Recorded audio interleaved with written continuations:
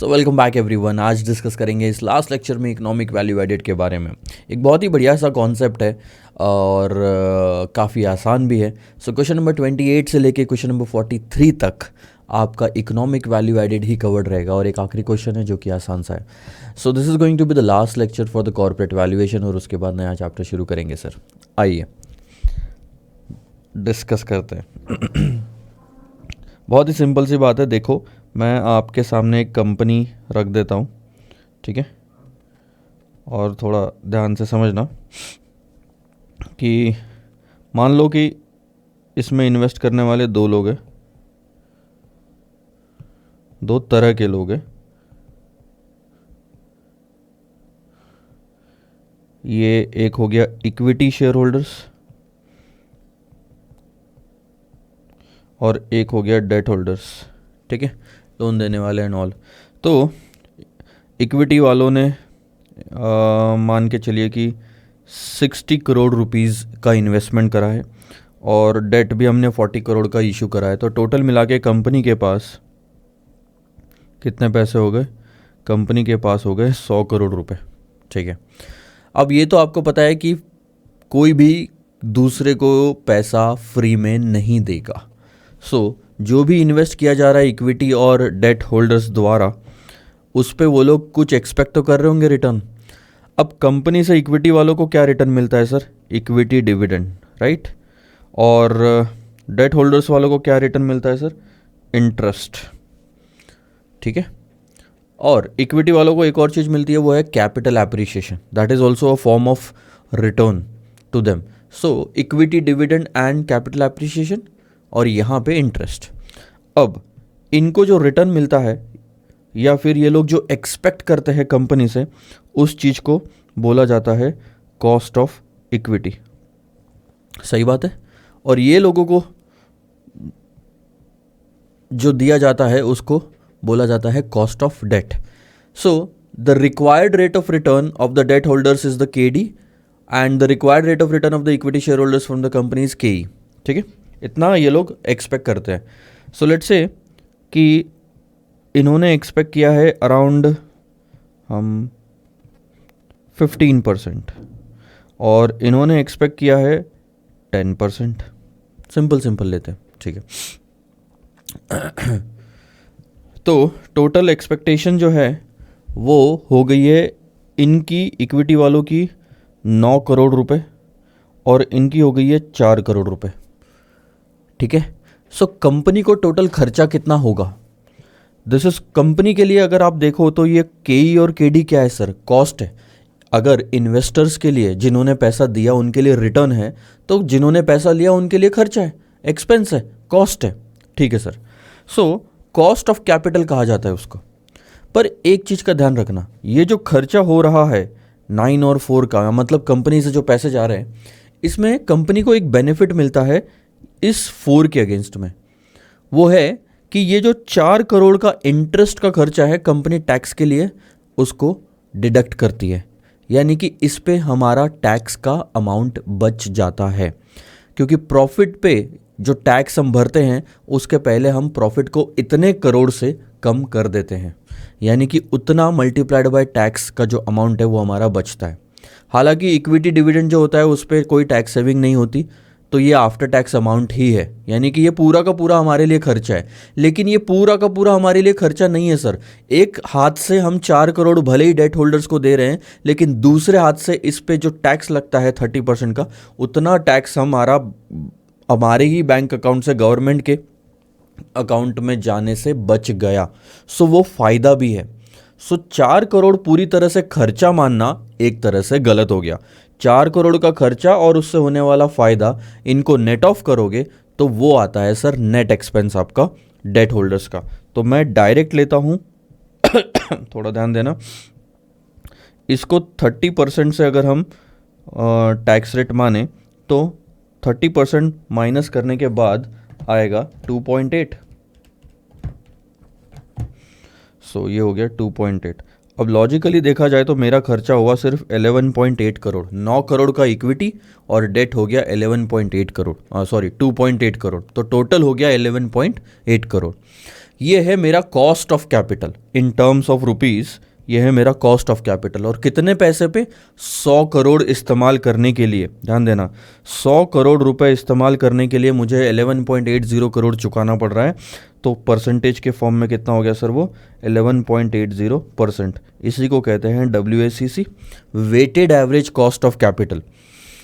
ये आपका जो कॉस्ट ऑफ कैपिटल था 15 और 10% का, ये था कॉस्ट ऑफ इक्विटी, जो कि ऑलरेडी आफ्टर टैक्स होता है।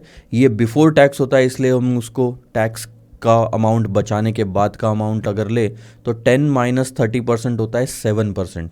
अब ध्यान देना जिसको हम कैसे कैलकुलेट करते हैं WACC को। Cost of equity into weight of equity लेते हैं, प्लस कॉस्ट ऑफ डेट को आफ्टर टैक्स लेने के बाद उसके वेट से मल्टीप्लाई करते हैं। सो कॉस्ट ऑफ इक्विटी 15 होता है, वेट ऑफ इक्विटी हमारा यहाँ पे क्या 60% हो गया। टोटल 100 करोड़ में 60 करोड़ का तो इक्विटी है, तो ये 60 हो गया। कॉस्ट ऑफ डेट हमने 10 लिया, 1 - 0.3 इंटू ये हो गया 40%। सो टोटल 9 करोड़ और ये हो गया 2.8। सो ये हो गया 9%, वो हो गया 2.8%। हमारा टोटल जो एक्सपेंस आया 11.80 का, उसे हम कहेंगे cost of capital. This is the required rate of return. Company से इन्वेस्टर्स जितना भी पैसा डाल रहे हैं कंपनी में, उसमें इतना एक्सपेक्ट कर रहे हैं कि कम से कम इतना तो कमा के दो। अब आते हैं दूसरी साइड पे, ध्यान देना। मान लो कि कंपनी ने यही 100 करोड़ रुपए मार्केट में इन्वेस्ट कर दिया। अब इन्वेस्ट करे नहीं करे, हमने तो पैसा दे दिया। ये जो स्टेक होल्डर्स है ये लोग क्या बोलेंगे? आप उसका आप कुछ भी करो, हमने तो पैसा दे दिया, एक साल में हमको बस इतना पैसा चाहिए 11.80%। तो कंपनी ने जो 100 करोड़ रुपए इन्वेस्ट किए मार्केट में, लेट से उससे वापस रिटर्न आता है, ठीक है। और वो रिटर्न जो आता है वो आप कैसे कैलकुलेट करोगे?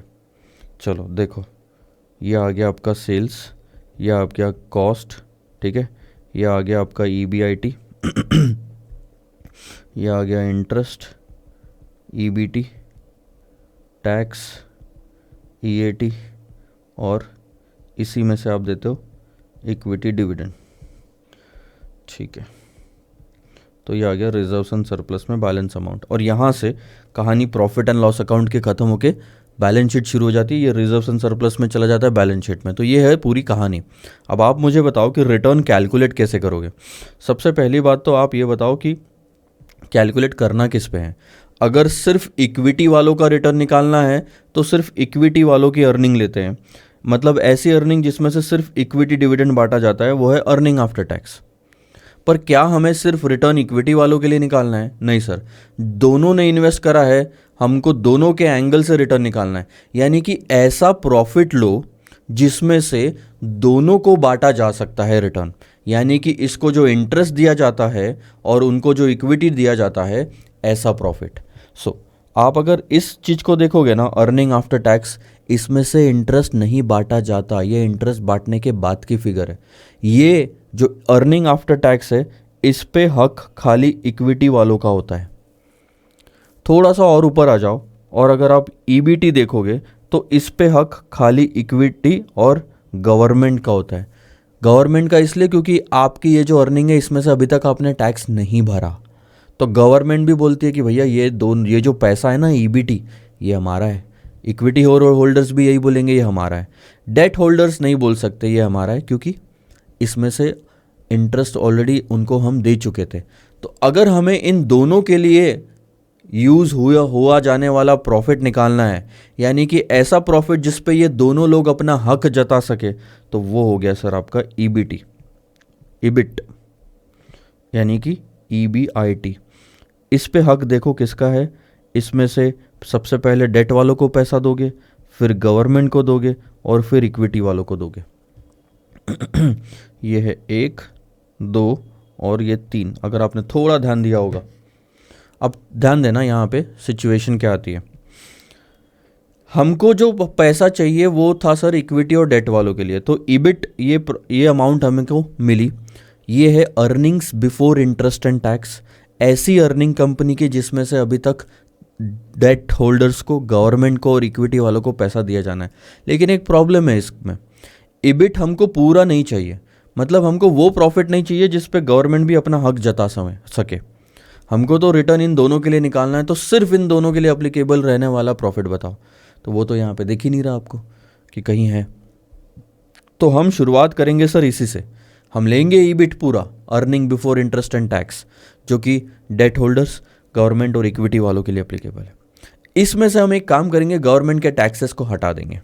सो गवर्नमेंट को टैक्सेस को जो हटाना है तो वो इस तरह से काम करेगा, ईबिट 1 माइनस टैक्स। जैसे ही आप earning before interest and tax में से 1 माइनस टैक्स कर देते हो तो वो आता है sir net operating profit after tax.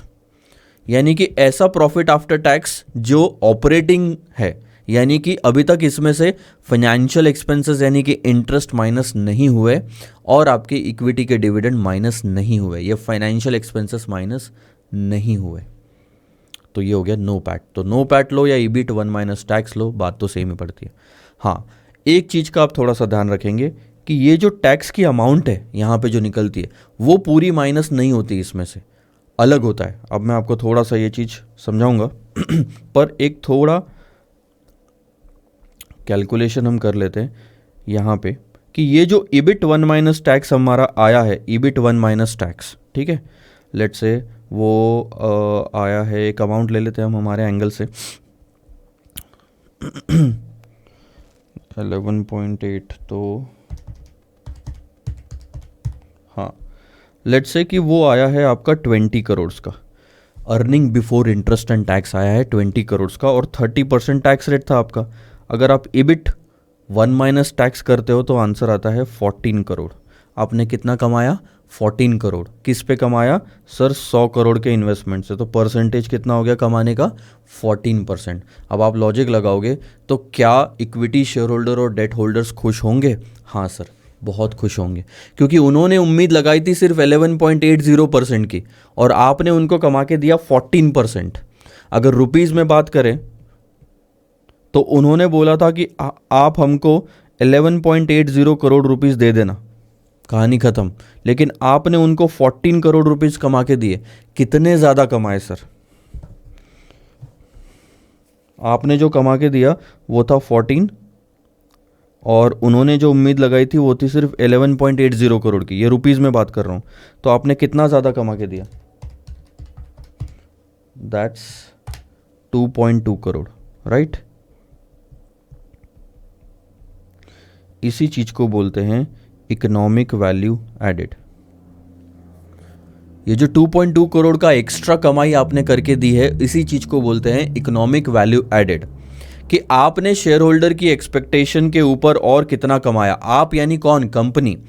Company ने जो स्टेक होल्डर से पैसा लिया था 100 करोड़ का, उस पे उनकी एक्सपेक्टेशन के हिसाब से 11.80 करोड़ रुपीस उनको कमा के देना हमने चाहिए। पर हमने कितना कमाया एग्जैक्टली आफ्टर टैक्स? ये भी आफ्टर टैक्स था, वो भी आफ्टर टैक्स है, 14 करोड़ रुपीस। 14 करोड़ रुपीस हमने उनके लिए कमा के दिया, तो वो आता है एक्स्ट्रा कितना कमाया? 2.2। तो यही है इकोनॉमिकली हमने उनकी एक्सपेक्टेशन पे कितनी वैल्यू ऐड करी, इकोनॉमिक वैल्यू एडेड। कहानी खत्म। कैसे निकाला सर? फॉर्मूला बनाया जा सकता है क्या? यस, बिल्कुल बनाया जा सकता है। सो 14 की जगह आप net operating profit after tax ले सकते हो, या फिर आप ऐसा बोलो ईबिट 1 माइनस टैक्स। मैं तो सजेस्ट करूंगा EBIT 1 minus tax he low her bar.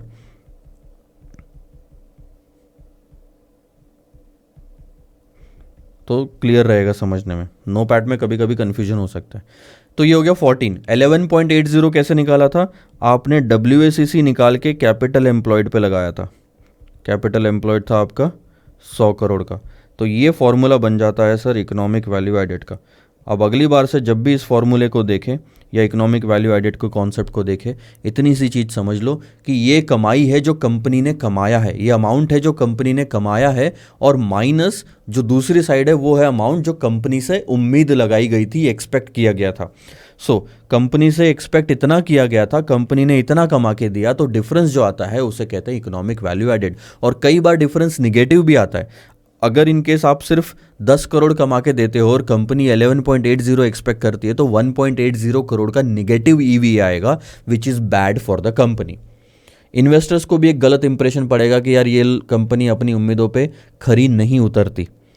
So negative EVA is a bad sign, positive EVA is a good sign. अच्छा, एक मैं थोड़ा सा वापस से आपको फॉर्मूला बता दिया, कॉन्सेप्ट बता दिया. कॉन्सेप्ट बहुत सिंपल सी बात है सर, इकोनॉमिक वैल्यू एडेड यानी कि स्टेक होल्डर्स की एक्सपेक्टेशन के ऊपर आपने कितना कमाया, सिंपल. अब थोड़ा सा कैलकुलेशन बताता हूँ जो मैं बात कर रहा था. जैसे मैंने लिया यहाँ पे, यही सारा पार्ट मैं वापस कॉपी पेस्ट कर लेता हूँ, क्योंकि ये वाली चीज़ यहाँ पे ठीक है, उसको हटाना नहीं चाहिए. तो यहाँ ले लिया, ध्यान देना.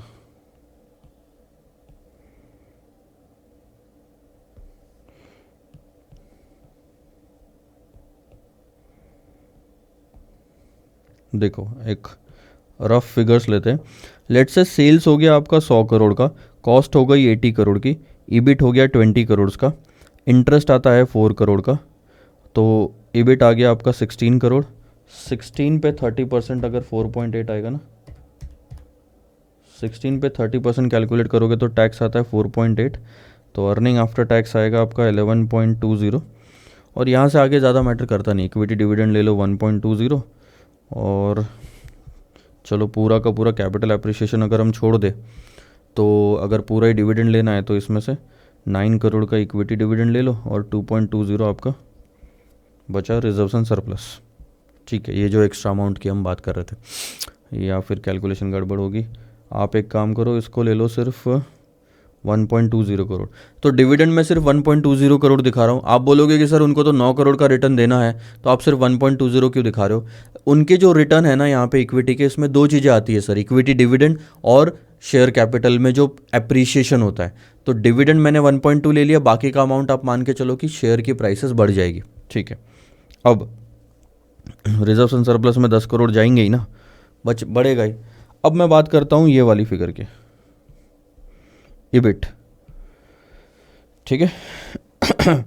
अब हमने नो पैट निकालने का दो तरीका लेना है, और कौन सा सही है वो समझना है. ईबिट 1 माइनस टैक्स, क्योंकि आप जब गूगल वगैरह करोगे या दूसरे सब्जेक्ट्स में देखोगे तो नो पैट निकालने के दो तरीके मिलेंगे आपको. So net operating profit after tax में एक आ गया ईबिट 1 माइनस टैक्स, और एक आता है सर अर्निंग आफ्टर टैक्सेस में इंटरेस्ट को ऐड कर दो.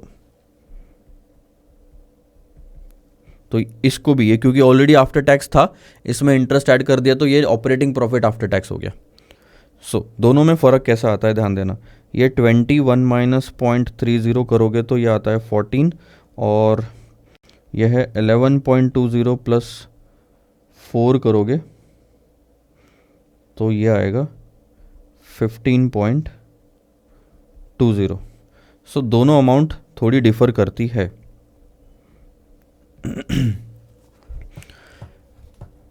अब कौन सा नो पैट सही है ये आपको अंदाज़ा लगाना है. अब मैं इस 14 की बात करता हूँ. 14 में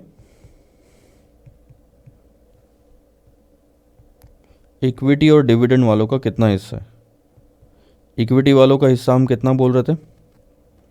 9%. अच्छा ठीक है ठीक है ठीक है, ये देखो. अच्छा एक काम करते हैं, इसको दूसरे एंगल से समझते हैं. देखो ये जो 14 है इसकी मैं डिटेल बताता हूँ आपको. 16 का ले लो, ये इक्विटी ले लो. ठीक है, इसमें 16 का प्रॉफिट है इक्विटी का. ये देखो, अगर आप देखोगे तो बिफोर टैक्स इक्विटी का प्रॉफिट है 16 का, और डेट वालों का प्रॉफिट है 4 का, और ये दोनों बिफोर टैक्स अमाउंट है. ठीक है, इक्विटी वालों के लिए यानी कंपनी की ओनरशिप जो कंपनी है उसके लिए 16 करोड़ का प्रॉफिट बचा, इस पे टैक्स भरना है. डेट वालों को हम 4 करोड़ हम तो दे देंगे, हम तो सिर्फ इक्विटी अगर है तो 4 करोड़ दे देंगे. 4 करोड़ डेट वाले के हाथ में जाने के बाद क्या उसे टैक्स नहीं भरना पड़ेगा? अपने जेब से भरना पड़ेगा सर. उसकी इनकम है ना वो 4 करोड़ की. आप ज़रा अंदाज़ा लगाओ डेट होल्डर के एंगल से. उसने पैसा इन्वेस्ट किया, 4 करोड़ का इंटरेस्ट लिया, तो क्या उसे 4 करोड़ पे टैक्स नहीं भरना है? तो 16 को 1 माइनस 0.30 करोगे, 4 को 1 माइनस 0.30 करोगे तो आंसर कुछ इस तरह से आएगा 11.2 और 2.8। सो इक्विटी की टैक्स भरने के बाद की इनकम है 11.2, डेट वालों की टैक्स भरने के बाद की इनकम है 2.8, टोटल आया 14 इस तरह से। ठीक है, अब मैं वो दूसरा वाला पार्ट आपको समझा रहा हूं। 16 की इनकम है 1.30, टैक्स भरने के बाद इक्विटी वालों की इनकम कितनी आ गई 11.20। 4 करोड़ है, इसमें आप कोई भी टैक्स मत भरो और सीधा 4 करोड़ यहाँ पे ले लो। अब आप बताओ क्या डिफरेंस समझ में आ रहा है। ये आ गया इस तरह से 15.20। तो ये जो 15.20 आप लेते हो ये इस तरह से आता है जिसमें ये वाली अमाउंट तो टैक्स भरने के बाद की है, लेकिन ये वाली अमाउंट में टैक्स नहीं भरा जाता। यानी कि आप ये बोल रहे हो कि डेट को बिफोर टैक्स प्रॉफिट लो, गलत है। मैं बता रहा हूं क्यों गलत है। आप बोलोगे सर इस पे तो टैक्स सेविंग होती है, तो जो वो टैक्स भर रहा है वो टैक्स इक्विटी वाले ये ले लेंगे, क्या कहते हैं, टैक्स सेविंग ले लेंगे, तो नेट ऑफ हो गया, इसलिए 4 का 4 ही रहा। नहीं सर, आप जो पूरा क्वेश्चन देख रहे हैं, कॉन्सेप्ट देख रहे हैं, मैं अब कॉन्सेप्ट पे बताता हूँ। आपकी ये जो बात थी अभी वो पूरी तरह से सही थी, लेकिन इस कॉन्सेप्ट पे इसलिए एप्लीकेबल नहीं होती क्योंकि जब आप इकोनॉमिक वैल्यू एडेड निकाल रहे हो तो एक ही बॉक्स में ये दोनों लोग बैठे हुए हैं, तो उस एंगल से देखो। आपका एंगल होना चाहिए कि मैं इक्विटी और डेट होल्डर दोनों हूं, तो मेरे पास जो भी इनकम आएगी हम दोनों उस पर टैक्स भरेंगे ना, तो हमको आफ्टर टैक्स चाहिए। ये जो आपने निकाला था ये आफ्टर टैक्स प्रॉफिट तो निकाला था कि डेट वाले भी अपना टैक्स भरने के बाद में कितना एक्सपेक्ट कर रहे हैं कंपनी से, 2.8 एक्सपेक्ट कर रहे हैं। इक्विटी वाले कैसे एक्सपेक्ट कर रहे हैं, 9 एक्सपेक्ट कर रहे हैं। बस फर्क क्या था, इक्विटी वालों का टैक्स कंपनी खुद भर दे रही थी, डेट वालों का टैक्स डेट वालों के हाथ में जाने के बाद भरना है, लेकिन बात तो भरना है ही ना। सो 9 भी आफ्टर टैक्स था, 2.8 भी आफ्टर टैक्स एक्सपेक्ट किया था। क्या हमने पूरा 4 करोड़ एक्सपेक्ट किया था डेट होल्डर्स ने? नहीं। तो पूरा 4 करोड़ क्या हमने लेना चाहिए? नहीं सर, हम सिर्फ उतना ही लेंगे जितना हमसे एक्सपेक्ट किया गया था, 2.8। तो ये इसीलिए सही है। ये 14 में डेट वाले भी अपना टैक्स भर रहे, इक्विटी वाले भी अपना टैक्स भर रहे, तो ये जो कमाई आई है कंपनी ने 14 करोड़ रुपए कमा के दिया स्टेक होल्डर्स को टैक्सेस भरने के बाद, और ये थी एक्सपेक्टेशंस टैक्सेस भरने के बाद। हमने इतना एक्सपेक्ट किया था कि टैक्स वैक्स सब काट के 11.80 कमा के दो, और कंपनी ने टैक्स वैक्स सब काट के 14 कमा के दिया। और एंगल सिर्फ कंपनी के एंगल से मत देखो, company is only equity, but ये है इक्विटी प्लस डेट होल्डर्स के एंगल से कि आपने हमारे लिए कितना कमाया। सो ये इसीलिए गलत हो जाता है। बाकी कई सारी जगह पे दूसरे कॉन्सेप्ट्स में अगर आप इकोनॉमिक वैल्यू एडेड छोड़ोगे तो शायद ये फिगर सही होगा, क्योंकि उस टाइम पे आप सिर्फ इक्विटी वालों के एंगल से देखते हो। इक्विटी वाले अपना टैक्स भरे और ये लोग जो अपना टैक्स भर रहे हैं उसका बेनिफिट इक्विटी वालों को मिल रहा है, तो अल्टीमेटली वापस 4 आता है। तो वो पार्ट छोड़ दो, ये पकड़ना है। ठीक है सर, अब आते हैं प्रैक्टिकल क्वेश्चंस पे। क्वेश्चन नंबर 28 से स्टार्ट करेंगे। आइए सर, देखो। अच्छा, अब मैंने इतना तो बता दिया, खैर इस चीज़ की ज़रूरत ज़्यादा पड़ेगी नहीं। EBIT 1 माइनस टैक्स ही आपको हर बार लेना है। जहाँ पे 1-2 जगह नहीं लिया है उन्होंने, वो मैं आपको क्लैरिफाई कर दूंगा। एक ही जगह पे है जहाँ पे थोड़ा गलत किया है इंस्टीट्यूट ने, बाकी सब कुछ सही है। पर बेसिक जो अंडरस्टैंडिंग आपको रखनी है इकोनॉमिक वैल्यू एडेड निकालने के लिए वो है ये कि EBIT 1 minus tax minus WACC into capital employed. अब अगर ये इतना आसान है सर, तो इतने सारे क्वेश्चन क्यों है? क्वेश्चन नंबर 28 से लेकर 43 तक हर क्वेश्चन में कुछ ना कुछ वेराइटी आएगी, इतना आसान नहीं है। सो जो एक्स्ट्रा की चीज़ें हैं वो हम देखेंगे हर क्वेश्चन में, जैसे कि पेटेंट्स, आपका प्रीपेड एक्सपेंसेस, फाइनेंशियल लीवरेज क्या होता है, बहुत सारी चीज़ें हम उसमें कंसिडर करेंगे। WACC निकालने के लिए आपको गेड अनगेड बीटा भी लेना पड़ेगा, CAPM यूज़ करोगे, बहुत सारी चीज़ें। आ जाओ सर, शुरुआत करते हैं क्वेश्चन नंबर 28 से। Constant engineering limited has developed a high tech product which has reduced the carbon emission from burning of the fossil fuels. Product बहुत ज़्यादा डिमांड में है, the product has been patented, और इस पेटेंट की market value है 100 crore which is not recorded in the books. देखो, अब ये एक पेटेंट आ गया। ये कैसा पेटेंट है? जो काफ़ी ज़्यादा डिमांड में है हमारा ये वाला, और 100 करोड़ की मार्केट वैल्यू है इसकी, जो कि बुक्स में अभी तक रिकॉर्ड नहीं करी गई। The net worth of constant engineering limited is 200 crore. Long term debt अगर देखोगे तो 400 करोड़। अब ये जो नेट वर्थ होता है ये इक्विटी वालों की होती है, ये है डेट वालों की, लेकिन ये 100 करोड़ भी क्या हो गया, 100 करोड़ भी आपका इक्विटी वालों का ही पार्ट हो गया। पेटेंट को बाद में ओन कौन करेगा, जो कंपनी के ओनर्स हैं, वो है equity share holders. So practically देखा जाए तो आपका कैपिटल हो गया 100, 200 और 400 करोड़ का। भले ही बुक्स में 600 करोड़ दिख रहा है, 400 प्लस 200 प्लस ये 100 करोड़ भी आपको ऐड करने की ज़रूरत है। इसके अलावा आप देखोगे प्रोडक्ट जनरेट करता है रेवेन्यू 84 करोड़ का। इस क्वेश्चन में रेवेन्यू का मतलब प्रॉफिट आफ्टर टैक्स है सर, क्योंकि क्वेश्चन में डिटेल नहीं दिए तो इसी को मैं EBIT 1 माइनस टैक्स मान रहा हूँ। इसके अलावा कोई और डिटेल है ही नहीं, इसलिए रेट आप देखोगे 365 डेज गवर्नमेंट बॉन्ड का, वो है 10%, ये आपका KD बन जाएगा। और bond portfolio generates a return of 12% per annum. हालांकि ये बॉन्ड का जो है ये वर्ड सही तरीके से इस्तेमाल नहीं किया गया है, बट जो क्वेश्चन का बोलना है वो है ये कि ये है cost of equity. So cost of debt आपको दिया हुआ है 10% का, और कॉस्ट ऑफ इक्विटी आपको दी हुई है 12% की। किस काम आने वाला है, WACC निकालने के लिए। कैलकुलेट क्या करना पड़ा है, अच्छा, the stock of the company moves in tandem with the market. बहुत बढ़िया, मार्केट के हिसाब से ही मूवमेंट होती है। कैलकुलेट क्या करना है, economic value added of the company. Economic value added के लिए आपको चाहिए सर ये वाली डिटेल, EBIT, टैक्स रेट। अच्छा, EBIT कितना है इस क्वेश्चन में, EBIT है 84 करोड़ का, ये रहा 84 करोड़ का EBIT आ गया। अब आप यहाँ पे आंसर देखो। सबसे पहले तो हमने कैलकुलेट करा, फॉर्मूला लिख लिया कि इनकम कितनी हमने कमाई, ये हो गई सर हमारी EBIT 1 minus tax. Cost of capital हम निकालेंगे WACC से, और टोटल इन्वेस्टमेंट अगर आप देखोगे तो वह है 700 करोड़, जिसमें हमने नेटवर्थ, लॉन्ग टर्म डेट और पेटेंट के राइट्स लिए। तो पेटेंट का ट्रीटमेंट समझ में आ गया कि अगर पेटेंट आए तो ऐड करना पड़ता है। इसके बाद, और ये किस में ऐड होगा सर, ये इक्विटी वालों का पैसा है, गुड। कॉस्ट ऑफ कैपिटल हमने निकाला, आप क्लियरली देखना, cost of capital is nothing but the weighted average, ये हम देख चुके हैं पहले भी।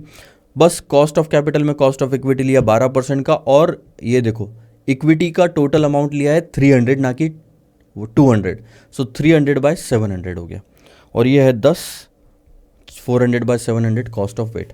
KD को 1 माइनस टैक्स करना चाहिए था, लेकिन इस क्वेश्चन में टैक्स रेट नहीं दिया हुआ है, इसलिए डायरेक्ट KD लिखा है।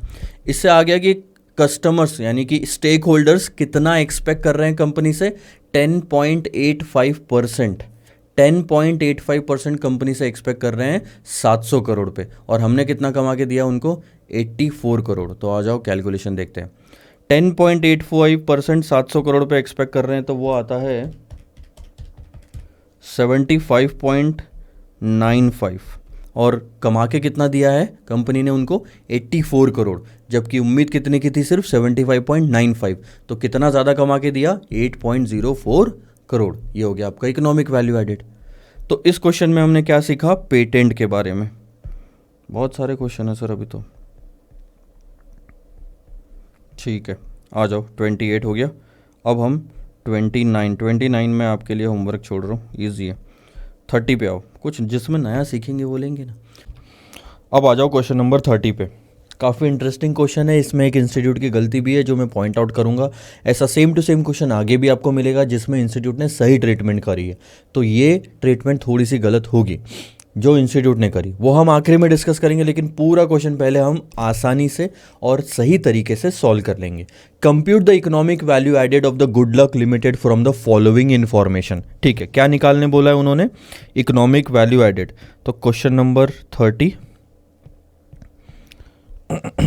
इकोनॉमिक वैल्यू एडेड कैसे निकालते हैं सर, EBIT लेंगे और 1 माइनस टैक्स करेंगे, माइनस जो उम्मीद है यानी एक्सपेक्टेड रिटर्न है वो कैपिटल एम्प्लॉयड।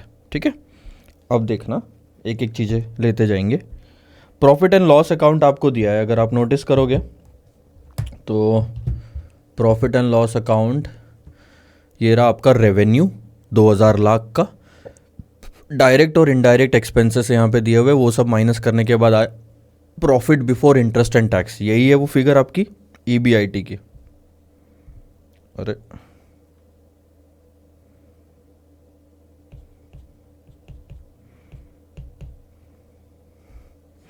ये रहा वो फिगर आपका जो है वो ईबीआईटी का, 800 लैक्स जो आपको चाहिए होती है। ठीक है सर, तो ये 800 लैक्स हमने यहाँ पे ले लिए।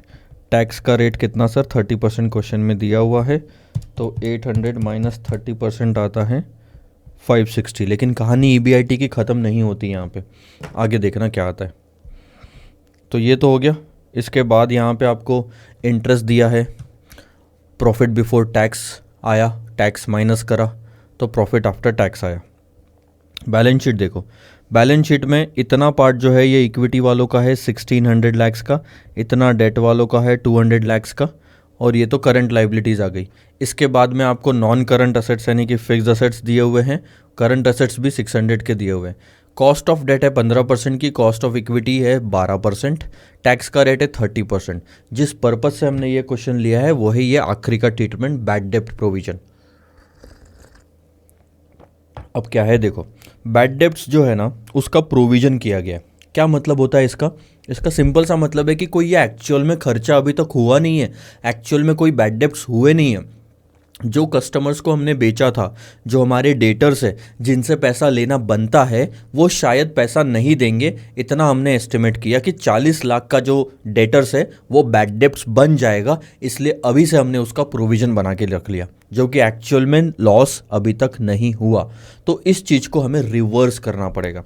इसकी एंट्री जब आपने करी होगी तो आपने एक बैड डेप्ट्स अकाउंट डेबिट करा टू प्रोविजन अकाउंट करा होगा। ठीक है, ये जो बैड डेब्ट्स अकाउंट का जो डेबिट पार्ट है वो गया इनडायरेक्ट एक्सपेंस में, यानी कि खर्चा बढ़ गया अननेसेसरीली, और खर्चा बढ़ा तो ईबिट जो है आपका 800 लैक्स का वो कम आ गया होगा, प्रॉफिट उस वजह से कम आया। तो प्रॉफिट इतने से वापस बढ़ना चाहिए। लेकिन ध्यान देना, टैक्स का बेनिफिट इस पे मिलेगा आपका बैड डेब्ट का जो प्रोविजन लेते हो, तो आफ्टर टैक्स फिगर में आप उसको ऐड कर दो। This is called as non cash expense. जैसे डेप्रीशिएशन होता है, डेप्रीशिएशन पे टैक्स बेनिफिट तो लेते हैं लेकिन प्रॉफिट आफ्टर टैक्स में उसको ऐड बैक कर देते हैं। तो उसी तरह से यहाँ पे हम 40 को ऐड करेंगे, ये हो गया हमारा 40, और इस तरह से हमारा ईबिट जो आता है net operating profit after taxes वो आना चाहिए 600, ना कि सिर्फ 560। ये समझा आपको। एक चीज़ याद रखना, ये 800 में 40 ऐड करके फिर टैक्स माइनस नहीं करूँगा मैं। 40 पे टैक्स का बेनिफिट मिलता है इक्विटी डेट होल्डर्स दोनों को, तो आफ्टर टैक्स फिगर में ही 40 में ऐड करूंगा as a non cash expense. ऐसे ही करते थे ना अपन डेप्रीशिएशन के केस में भी, आफ्टर टैक्स प्रॉफिट में डेप्रीशिएशन ऐड बैक करते थे। ठीक है, अब ये हो गया आपका एक पार्ट। लेकिन इसकी दूसरी एंट्री कहाँ गई, क्रेडिट वाली। इसकी दूसरी क्रेडिट की एंट्री है रिसीवेबल्स में, जो करंट असेट्स के अंदर है। इसके अंदर में होगा आपका रिसीवेबल्स, स्टॉक और कैश बैंक बैलेंस, मोस्टली यही होता है। तो रिसीवेबल्स भी आपके 40 लाख से कम हो चुके हैं, जो कि नहीं होने चाहिए थे। अगर आप 40 लाख से रिसीवेबल बढ़ा दोगे तो करंट असेट्स बढ़ जाएगा, उस वजह से आपकी टोटल कैपिटल एम्प्लॉयड भी बढ़ जाएगी। सो कैपिटल एम्प्लॉयड सिर्फ 1800 लैक्स का नहीं होना चाहिए सर, वो होना चाहिए 1840 का। ये बात समझी, दो जगह पे एंट्री आई, तो यहाँ पे भी कैपिटल एम्प्लॉयड जो हमारा होगा वो होगा 1840 का। कहानी ख़त्म। अब सिर्फ आपको WACC निकालना है, उसके अलावा और क्वेश्चन में कुछ नहीं है। तो WACC देखो, weighted average cost of capital कैसे निकालते हो, कॉस्ट ऑफ इक्विटी को वेट ऑफ इक्विटी से मल्टीप्लाई करके, कॉस्ट ऑफ डेट को वेट ऑफ डेट से मल्टीप्लाई करके निकाल लेते हो। कॉस्ट ऑफ डेट को आप आफ्टर टैक्स लेते हो, ये तो बात सही है। जो डेट होल्डर्स को इंटरेस्ट मिल रहा है उस पर भी तो वो लोग टैक्स भरेंगे। ध्यान देना, ये जो कॉस्ट ऑफ इक्विटी है टैक्स भरने के बाद की ही कॉस्ट होती है, बट ये तो टैक्स भरने के पहले का है, तो उस पर भी हम टैक्स भरेंगे। Cost of equity 12%, wait of equity 1200 divided by 1800, यहाँ 1840 नहीं आएगा, वेट निकालते समय जो है वो बैलेंस शीट में वही लो। 10 सॉरी ये है 15, 1 माइनस 0.30, 200 बाय 1800, 200 का डेट था। सो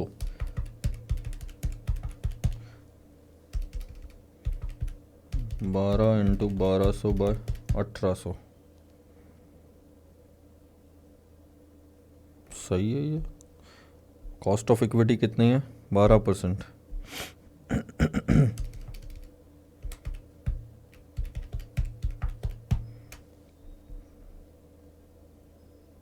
अच्छा, ये तो 1600 है ना, सॉरी, ये 1600 है, 1600 और 200, सो ये आता है आपका 10.67 और ये आता है 1.17। अगर आप इन सब के टोटल करोगे तो वो आता है 11.84%। ये है आपकी required rate of return on both, 11.84%। तो निकाल लो कितना आ रहा है, वो आता है 217.86।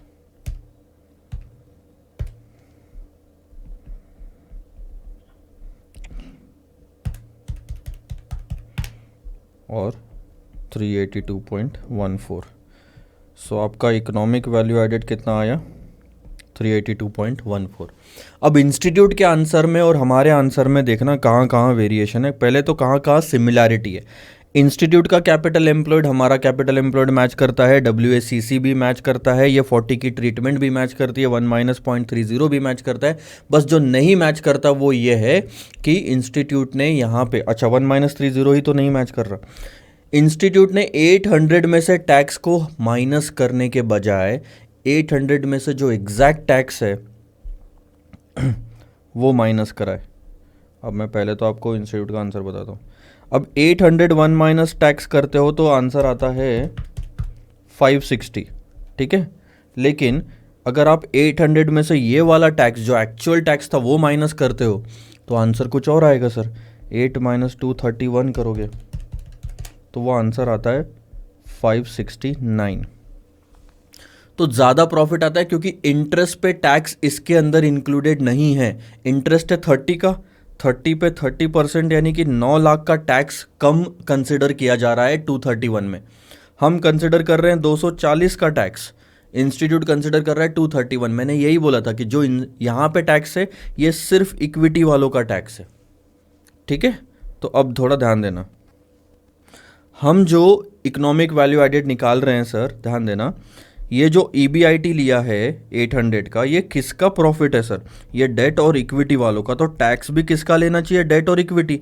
लेकिन नहीं, यहाँ जो लिया गया है सिर्फ डेट और इक्विटी वालों के प्रॉफिट में से इक्विटी वालों का टैक्स माइनस किया गया है, जो कि गलत है इकोनॉमिक वैल्यू एडेड के लिए। ये जो डेट वालों को मिलेंगे 30 लाख, उस पर भी तो वो अपना टैक्स भरेंगे सर। तो वो उनका टैक्स भरते बैठेंगे, हमको एज अ कंपनी क्या लेना देना? यही तो आप गलत जा रहे हो कि आप सिर्फ एज अ कंपनी देख रहे हो। इकोनॉमिक वैल्यू एडेड में वो भी हमारे साथ मिलके खड़े हैं, उस एंगल से तो देखो। वो कोई पराये नहीं है, वो अपने ही घर के मेंबर है भाई। पूरे घर के एंगल से देखो, स्टेक होल्डर्स के एंगल से देखो, ना कि शेयर होल्डर के एंगल से। तो स्टेक होल्डर में जो भी बंदा है उसको टैक्स नहीं भरना पड़ेगा क्या? इसको भी भरना पड़ेगा। सो वो 9 लाख से टैक्स ज़्यादा होना चाहिए था, बस कहानी सिंपल। अगर आप टैक्स बढ़ा दोगे 9 लाख से तो ये 9 लाख से कम हो जाएगा, तो 609 के जगह पे वो 609 के जगह पे वो 600 आएगा। बाकी सब कुछ सही है। तो ये फिगर भी 9 लाख से आपकी कम आएगी। 391 है हमारा, यहाँ पे कितना 382 आ रहा है 0.14, ठीक है। बाकी सब कुछ सेम है। आ जाओ, ये वाला क्वेश्चन मैं आप पे छोड़ रहा हूँ होमवर्क, क्योंकि इसमें क्या है सर, ये भी पेटेंट राइट पे पेटेंट वगैरह ऐड करने के लिए, ठीक है। तो बाकी सिंपल है। क्वेश्चन नंबर 32 लेते हैं, आ जाओ।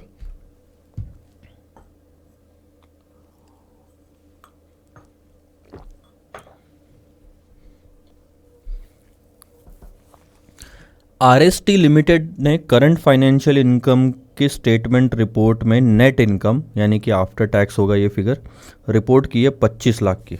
वैसे तो इसमें सच कुछ है नहीं, ठीक है। 25 लाख की नेट इनकम है, ये प्रॉफिट आफ्टर टैक्स होगा सर। तो applicable corporate income tax rate हो गया 30%। Following is the capital structure of RST limited. ये कॉस्ट ऑफ डेट हो गया इतना, ये इक्विटी कैपिटल हो गया, ये डेट कैपिटल, टोटल 165। तो ये तो क्लियरली दिया हुआ है। फॉलोइंग डेटा, बीटा दिया है, रिस्क फ्री रेट दिया है, मार्केट रिस्क का प्रीमियम दिया हुआ है. So this is R M minus R F, this is R F और दिस इज बीटा. इससे क्या आ जाएगा, इससे कॉस्ट ऑफ इक्विटी आ जाएगी. एस्टिमेट द WACC, बहुत सिंपल है. कॉस्ट ऑफ इक्विटी इससे निकालेंगे, कॉस्ट ऑफ डेट यहाँ दिया हुआ है, टैक्स का रेट यहाँ पे तो KD1 माइनस टैक्स भी करते आता है. फिर वेट की बात आती है तो 40 बाय, ये देखो डेट है 40 बाय 165, इक्विटी है 125 बाय 165. चारों फिगर्स हमारे पास में है. तो WACC ये रहा. ये हमने CAPM से कॉस्ट ऑफ इक्विटी निकाल लिया, कॉस्ट ऑफ डेट भी हमने आफ्टर टैक्स निकाल लिया. इन दोनों को अब वेट से मल्टीप्लाई करेंगे, इन दोनों को वेट से मल्टीप्लाई करेंगे तो 125 और 40, तो ये हमारा WACC आ गया. अब बात करते हैं इकोनॉमिक वैल्यू एडेड की. क्या है formula, EBIT 1 minus tax, right, minus WACC जो अभी अभी निकाला और कैपिटल एम्प्लॉयड जो कि यहाँ पे दिया हुआ है. ये रहा कैपिटल एम्प्लॉयड 165 लैक्स का. तो 165 तो यहाँ ले लोगे, WACC नीचे से यहाँ से उठा लोगे 17.58% का. 1 माइनस टैक्स भी आपके पास है. बात आती है सिर्फ EBIT पे, तो ध्यान देना. EBIT कैसे निकालोगे, EBIT minus interest is equal to EBT minus tax is equal to EAT आता है. और EAT आपको 25 लाख दिया हुआ है क्वेश्चन में. इसको पहले रिवर्स करो, 25 लाख को 70% से डिवाइड करोगे तो आपका आएगा EBIT 35, 71, 42, 86, ज़्यादा हो गया. 35, 71, 42, 86 का 25 लाख बाय 70%, 35, 71, 42, 9. ये अब इसमें क्या करना है सर, इंटरेस्ट ऐड बैक कर दो. डेट देखना 11% का है तो 40 लाख पे 11%, 11% कितना, 4,40,000. तो ये अगर हम ऐड कर दें तो आपका EBIT हो गया 40,11,429. कहानी ख़त्म. ये EBIT ले लो, EBIT को सीधा यहाँ रखोगे. 40 पॉइंट मैं लैक्स में लिख रहा हूँ, 11,429. इसमें से टैक्स माइनस कर देंगे, बाकी कहानी सिंपल. चलो देखते हैं. ये रहा 40.11429 1 माइनस टैक्स 17.58 और वो 165 लैक्स. तो आपका EV आ गया निगेटिव. तो ये अच्छी बात नहीं होती. आइए सर अगले क्वेश्चन पे देखते हैं. अब इस क्वेश्चन में भी कुछ नया देखेंगे, नई चीज़ सीखते हैं तो मज़ा आता है. ABC limited has divisions like A, B and C. 3 division है और डिवीजन C जो है उसका net reported on annual operating profit of 20 crore 20 lakhs. क्या बोला उसने, एनुअल ऑपरेटिंग प्रॉफिट है ये, तो जो EBIT होगा ये तो फिर राइट. अब टैक्स वैक्स का कोई लोचा है नहीं इस क्वेश्चन में, तो उसी को ही EBIT 1 माइनस टैक्स मान सकते हैं. पर एक प्रॉब्लम हुई है ये प्रॉफिट निकालते समय. The figure arrived at after charging 3 crore full cost of advertisement expenditure for launching a new product. एक नया प्रोडक्ट आपने लॉन्च करा तो 3 करोड़ का आपने खर्चा करा उस पे, उसके एडवर्टीजमेंट पे. अब आप मुझे बताओ ये 3 करोड़ का खर्चा क्या सिर्फ इसी साल के एडवर्टीजमेंट के लिए था? नहीं sir. The benefit of this expenditure is expected to be lasted for 3 years. तो आज आपने जो खर्चा करा है 3 करोड़ का, क्या वो सिर्फ पहले साल के लिए था? नहीं, वो अगले 3 सालों के लिए था. सो अलोकेट होना चाहिए एक्सपेंस को प्रॉपरली. क्या सारा एक्सपेंस आप पहले ही साल में डिडक्ट कर लोगे? गलत है सर. तो एक इस तरह से एक्सपेंस डिडक्ट होना चाहिए था. मैं सिर्फ इस साल का EVA निकाल रहा हूँ. प्रॉब्लम क्या हुई कि पूरा का पूरा 3 करोड़ का जो खर्चा है वो डिडक्ट हो चुका था ये प्रॉफिट निकालते समय. जबकि कितना होना चाहिए था, सिर्फ 1 करोड़ का खर्चा डिडक्ट होना चाहिए था, बाकी 2 करोड़ प्रीपेड एक्सपेंसेस में जा सकता था जो कि अगले 2 साल में अलॉट होता, अपोर्शन होता. ठीक है, यानी कि हमने 2 करोड़ का खर्चा, क्या मैं ये बोल सकता हूँ 1 करोड़ की जगह 3 करोड़ का खर्चा माइनस करा, यानी कि 2 करोड़ का खर्चा मैंने ज़्यादा माइनस कर दिया, तो 2 करोड़ रुपए वापस ऐड बैक कर दो. 20.20 करोड़ की जगह ये हो जाएगा 22.20 करोड़. कहानी खत्म. बस इसके अलावा बाकी सब कुछ सेम है. कॉस्ट ऑफ कैपिटल आपका ऑलरेडी दिया हुआ है 11%. ये KO है, ये इक्विटी नहीं है, ये कैपिटल है. तो इसको भूल जाओ, ये 8% इसके अंदर इंक्लूडेड है, ठीक है। अब आप तीसरी चीज़ देखो, आपके जो नेट असेट्स है ना, यानी कि इन्वेस्टेड कैपिटल, वो बैलेंस शीट के हिसाब से तो 60 करोड़ के दिखाते हैं, लेकिन उसकी जो रिप्लेसमेंट कॉस्ट है वो है 84 करोड़। तो अब मेरा ये सवाल है कि EBIT, EVA में फॉर्मूला ले लेते हैं पहले तो। ये आपका EVA का फॉर्मूला है, EBIT 1 माइनस टैक्स में कितना रखोगे, 20.20 करोड़ या 22 करोड़ 20 लैक्स। 2 करोड़ रुपए जो एक्स्ट्रा का माइनस कर दिया था, जो अगले साल माइनस होना चाहिए था, वो इसी साल माइनस कर दिया, तो वापस ऐड कर दिया। माइनस WACC, वो ऑलरेडी आपको 11% दिया हुआ है। बच्चे क्या करते हैं मैं आपको बताता हूँ, गलती क्या होती है आपकी एग्ज़ाम में। आपको फटाफट करना होता है, आपको लगता है इतने सारे क्वेश्चन में cost of equity, cost of debt दिया था, तो इस क्वेश्चन में भी ये cost of equity, cost of debt होगा।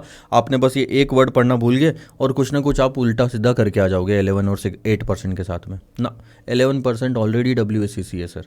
इसके बाद में आता है कैपिटल इन्वेस्टेड। अब आप कैपिटल इन्वेस्टमेंट 60 करोड़ लोगे कि 84 करोड़ लोगे? 60 करोड़ तो सिर्फ बुक्स के हिसाब से वैल्यू है, 84 करोड़ मार्केट के हिसाब से वैल्यू है। सिंपल सी बात है, हम लेंगे 84 करोड़। क्यों? क्योंकि हम पहली बात तो बुक्स के एंगल से नहीं देख रहे हैं, हम सिर्फ बुक्स के एंगल से नहीं देख रहे, हमको देखना है रियल वैल्यू कितनी ऐड हो रही है। तो हम लेंगे 84 करोड़, कहानी खत्म। ये देखो, ऑपरेटिंग प्रॉफिट 22 करोड़ 20 लैक्स का आ गया, इसमें 2 करोड़ रुपए हमने वापस ऐड बैक कर दिए थे, 84 करोड़ पे 11% निकाला, तो ये हो गया रिक्वायर्ड। हमको एक्सपेक्ट, हमसे यानी कि इस कंपनी से स्टेक होल्डर ने एक्सपेक्ट किया था 9.24 करोड़ कमा के दो, और हमने कमा के दिया 22.2 करोड़, तो इतना हमने ज़्यादा कमा के दिया, that's a good thing. Same चीज़ आ गई। चलो, इस क्वेश्चन में हमने क्या सीखा?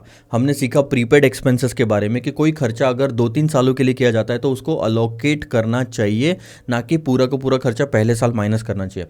उसके बाद रिप्लेसमेंट कॉस्ट ली जाती है नेट असेट्स की, ना कि बुक वैल्यू। बुक वैल्यू से ज़्यादा इंपॉर्टेंट है रिप्लेसमेंट कॉस्ट। हाँ, रिप्लेसमेंट कॉस्ट अगर नहीं दी रहती तो हम बुक वैल्यू लेते ना, क्योंकि और कोई ऑप्शन ही नहीं होता हमारे पास। ठीक है सर, क्वेश्चन नंबर 33 खत्म हुआ। 34 में आपके लिए होमवर्क दे रहा हूँ, ज़्यादा डिफिकल्ट नहीं है, आसान है। वो ये देखो, आफ्टर टैक्स प्रॉफिट दिया हुआ है, ये आफ्टर टैक्स प्रॉफिट दिया हुआ है, उसको बिफोर टैक्स कन्वर्ट करके इंटरेस्ट ऐड करना है ताकि EBIT आ जाए। ये वाला लो, कुछ नया सीखते हैं। Question number 35, calculate economic value added with the help of following information of hypothetical limited. Company का नाम ही हाइपोथेटिकल है। ये देखो, आपको फाइनेंशियल लिवरेज दिया हुआ है 1.4 टाइम्स। क्या होता है सर फाइनेंशियल लिवरेज? आपने 35 नोटिस किया होगा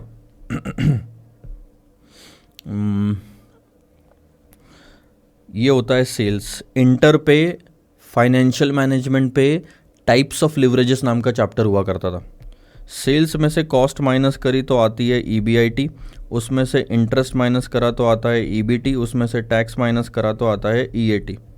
अच्छा, एक और चीज़, थोड़ा और डिटेल में जाते हैं तो सारी कॉस्ट माइनस नहीं करते हम, सिर्फ वेरिएबल एक्सपेंसेस या डायरेक्ट एक्सपेंसेस माइनस करेंगे।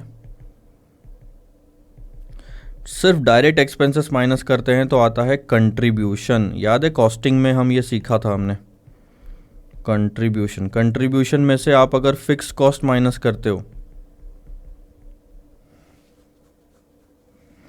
तो ये डायरेक्ट की जगह आप इसको वेरिएबल ले लो। फिक्स कॉस्ट माइनस करते हो तो आता है EBIT, और अगर इंटरेस्ट माइनस करता है तो आपका इंटरेस्ट माइनस करते हैं तो आता है EBT। एक होता है कंट्रीब्यूशन, EBIT और EBIT। ध्यान देना, फाइनेंशियल जो पार्ट होता है, डेट वगैरह लोन देने वाले, उनका पैसा यहाँ माइनस होता है। उसके बाद की अर्निंग ये जो होती है ये सिर्फ इक्विटी वालों के लिए होती है, ये दोनों के लिए होती है, ठीक है। और कंट्रीब्यूशन और EBIT में क्या फ़र्क है कि आपको फिक्स कॉस्ट का रिस्क बताते हैं कितना है। तो हमने ये सीखा था कि कंट्रीब्यूशन को EBIT से डिवाइड करते हैं तो उससे निकलता है ऑपरेटिंग लेवरेज, कुछ याद होगा तो। और EBIT को EBIT को EBT से अगर डिवाइड करते हैं तो आता है फाइनेंशियल लिवरेज, जो फाइनेंशियल कॉस्ट के रिस्क के बारे में बताता है, वो है इंटरेस्ट। इन दोनों के बीच में ऑपरेटिंग कॉस्ट फिक्स कॉस्ट वाली। और अगर आप सीधा कंट्रीब्यूशन टू EBIT लेते हो पूरा दोनों का मिला के, तो आप नोटिस करोगे कि ऑपरेटिंग और फाइनेंशियल दोनों लिवरेज इसके अंदर आ जाते हैं। इसको कहते हैं कंबाइंड लिवरेज। ये चीज़ें हमने इंटर पे सीखी थी। अभी इस क्वेश्चन के लिए फिलहाल यही ज़्यादा इंपॉर्टेंट है, फाइनेंशियल लिवरेज। फाइनेंशियल लिवरेज का फॉर्मूला है EBIT डिवाइडेड बाई EBT। तो ध्यान देना, financial leverage is equal to EBIT divided by EBT। अब ध्यान देना, EBT को मैं कैसे लिख सकता हूँ, EBIT माइनस इंटरेस्ट भी लिख सकता हूँ, यानी कि EBIT divided bye EBIT minus interest. ये लो, ठीक है। तो ये हो गया फाइनेंशियल लिवरेज आपका। अब इसका काम क्या आएगा सर, इस फॉर्मूले का काम आएगा EBIT निकालने के लिए, जो कि हमको इकोनॉमिक वैल्यू एडेड में लगता है। हमारे पास अगर सिर्फ ये दो फिगर भी मिल जाए हमको, तो EBIT निकल सकता है।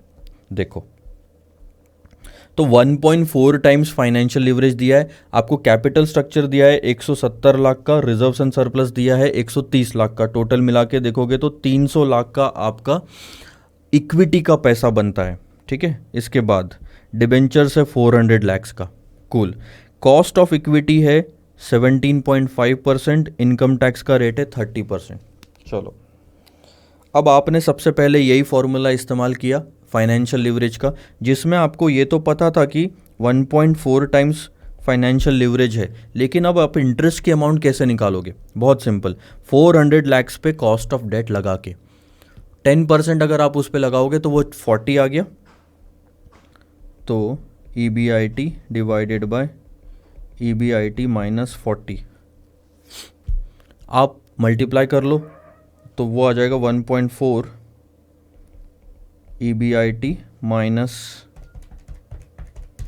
56 इज इक्वल टू EBIT। अब इसको हम सॉल्व करेंगे तो EBIT हमारा निकल जाएगा, 56 उधर जाएगा, 1.4 EBIT में से 1 EBIT माइनस होके 0.4 बचेगा, 56 को 0.4 से डिवाइड करेंगे तो हमारा PBIT यानी कि EBIT निकल गया 140 लैक्स। इसमें से तो सिर्फ अब 1 माइनस टैक्स ही करना बाकी रह गया हमारा, ठीक है। तो वो आता है 98 लैक्स। उसके बाद WACC के लिए देखो, कॉस्ट ऑफ इक्विटी आपके पास में है 17.5% और 300 लाख का आपका है इक्विटी का कैपिटल। ये कॉस्ट ऑफ डेट है जिसको आफ्टर टैक्स लिया जा सकता है, और 400 लैक्स का डेट कैपिटल। तो WACC आसानी से निकल जाएगा, 17.5 डिवाइडेड बाई ये और ये डिवाइडेड बाई ये, तो 700 लैक्स पे आप देखो 400 और 300 700 लाख पे 11.5% इतनी हमको रिक्वायर्ड है, और 98 लैक्स हमने एक्चुअल में कमाया है उनके लिए। तो कितना ज़्यादा कमाया सर? 17.5 लैक्स। क्या सीखा इस क्वेश्चन से कि फाइनेंशियल लिवरेज का मतलब क्या होता है, कैसे हम उसको इस्तेमाल कर सकते हैं इकोनॉमिक वैल्यू एडेड निकालने के लिए, ठीक है। अब ये क्वेश्चन आपका होमवर्क है, ये भी फाइनेंशियल लिवरेज वाले पार्ट पे ही है, सेम टू सेम।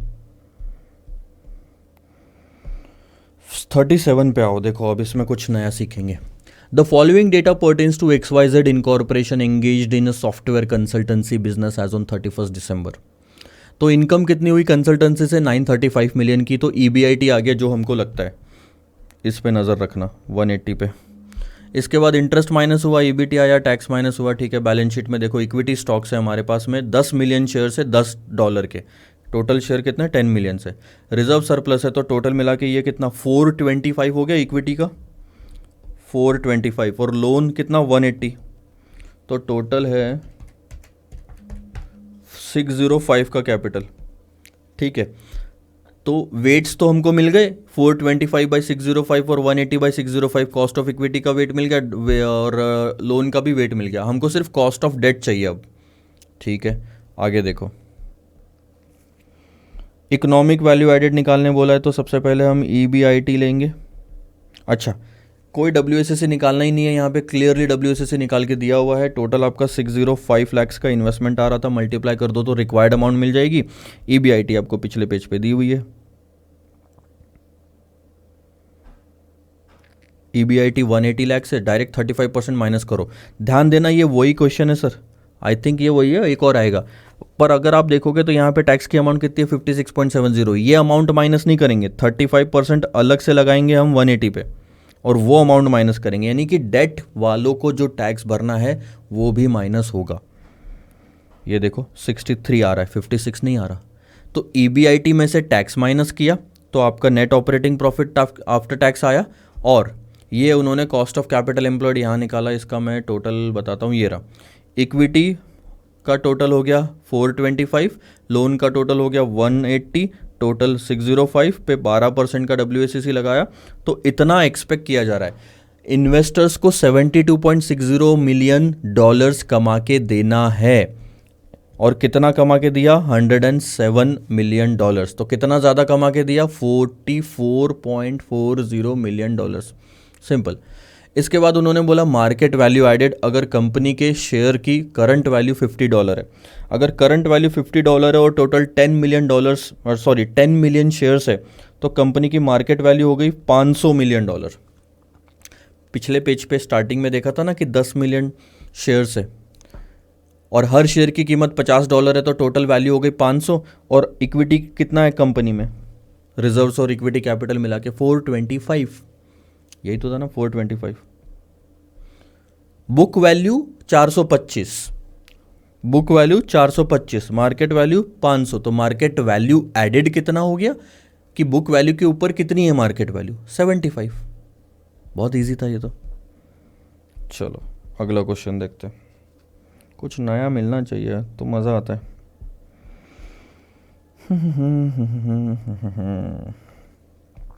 इसमें कुछ नया लग तो नहीं रहा है, फिर भी एक बार देख लो। सेल्स आपको दिया है, ऑपरेटिंग एक्सपेंसेस इंक्लूडिंग इंटरेस्ट दिया है, और नीचे 8% डिबेंचर दिए हैं 250 लाख के। अगर आप 250 लाख पे 8% कैलकुलेट करते हो तो इंटरेस्ट आता है 20 लाख का, यानी कि इंटरेस्ट अगर इसमें से माइनस कर दो तो ऑपरेटिंग खर्चे कितने हो गए? 600 के। 1000 का सेल्स है, 600 के आपके ऑपरेटिंग खर्चे हो गए, तो क्या मैं बोल सकता हूँ 400 का मेरा EBIT होगा?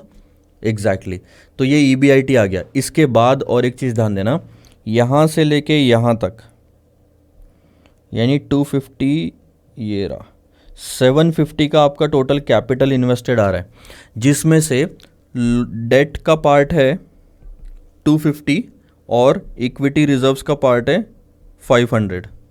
इक्विटी और रिजर्व्स, तो इक्विटी वालों का 500 हो गया, डेट वालों का 250 हो गया। वेट निकालने के लिए काफ़ी आसान है।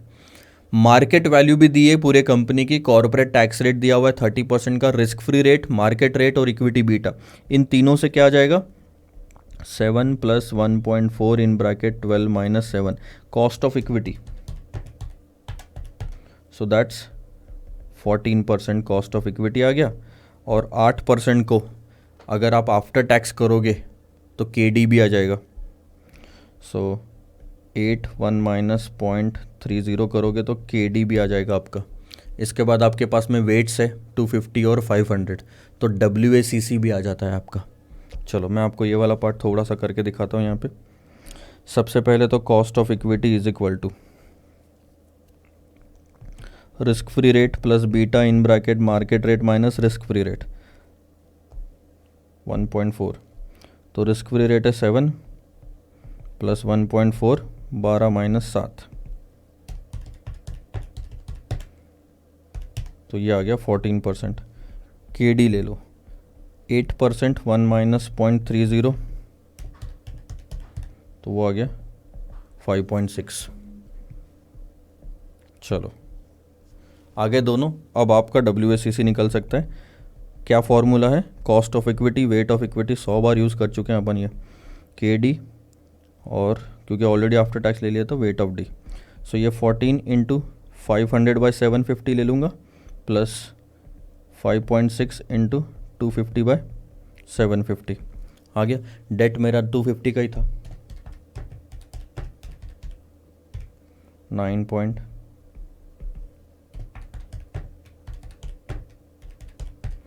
वन पॉइंट ये हो गया 11.20।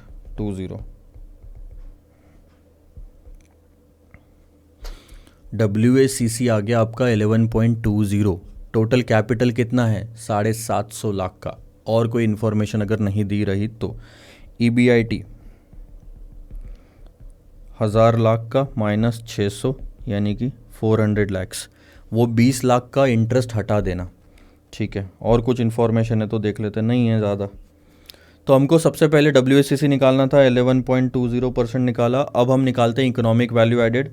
बहुत सिंपल है, EVA is equal to EBIT। हर बार फॉर्मूला लिखने की आदत डालो, इससे काफ़ी आसान होता है एग्ज़ाम में भी, क्योंकि ये प्रैक्टिस होते जा रही है आपकी। कैपिटल एम्प्लॉयड तो ये 400 1 माइनस 0.30 माइनस 11.20 इंटू ये हो गया आपका 750 लैक्स।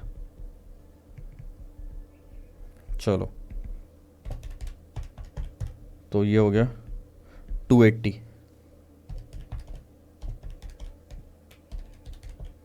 ये हो गया 84। सो तकरीबन 196 का EV आ रहा है। एक बार मैं फिर से चेक कर लेता हूँ, कुछ कैलकुलेशन छोटा मोटा ऊपर नीचे हुआ होगा तो हुआ होगा। ये देखो EVA ये रहा, 196 का EV आ गया। कहानी ख़त्म। ये एक एक करके स्टेप्स आपने देखा। 1000 में से हमने पहले 20 हटाया तो 600 लिया, फिर 400 आपका EBIT आया, 1 माइनस टैक्स किया तो 280 आ गया। टोटल कैपिटल एम्प्लॉयड 750 है, EV आ गया, WACC यहाँ पे 11.20% आ गया था। इसके अलावा अब लास्ट वाला टॉपिक देखो, बहुत आसान है। उसने पूछा मार्केट वैल्यू एडेड कितना, तो सबसे पहले तो आप निकाल लो मार्केट वैल्यू ऑफ इक्विटी। आप पूरे कंपनी का लोगे तो भी चलेगा। Market value of equity plus debt minus आप कैपिटल एम्प्लॉयड निकाल लो, इक्विटी प्लस डेट चलेगा ये भी। तो आंसर कैसे आएगा, ये रहा मार्केट वैल्यू कितनी है पूरे कंपनी की 900, और पूरा डेट और इक्विटी मिला के कैपिटल एम्प्लॉयड कितना 750 बुक्स के हिसाब से। तो ये 900 माइनस 750 तो आंसर आ गया 150।